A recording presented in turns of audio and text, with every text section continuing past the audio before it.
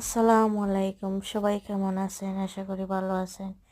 এখানে দেখতে পারতেছেন আমি বাইলা মাছ ভাজি করে রাখছি। তারপর ব্লেন্ডার করা পেঁয়াজ কষাইলাম। তারপর এখানে লাল মরিচ 2 চামচ দিলাম, হলুদ পাউডার দিলাম, দিয়ে ভালো করে নেড়ে নিব।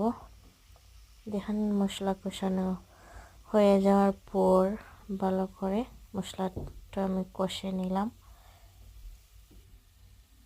এখানে একটু জিরা পাউডার দিয়ে দিলাম, যেহেতু মাছে আমি জিরা পাঁচফোড়ন এসব আমি ব্যবহার করি না। তারপরে একটু দিলাম। তার সুন্দর মতো লাড়াচাড়া করে দেখতে পারতেছেন আপনারা সবাই কালারটা কেমন হয়েছে। খুব সুন্দর একটা কালার হয়েছে। তো এখানে আমি মাছটা দিয়ে দিছি। মাছটা আপনারা বিশ্বাস করবেন অনেক মজা হয়েছে। ব্লেন্ডার করা পেঁয়াজ দিয়েই আমি বেশিরভাগ মাছটা রান্না করি। তারপর আমি পরিমাণ মতো পানি দিয়ে ভালো করে জাল করে নিয়েছি।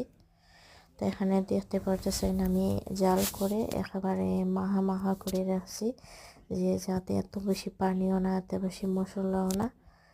অনেক মজা হয়েছে।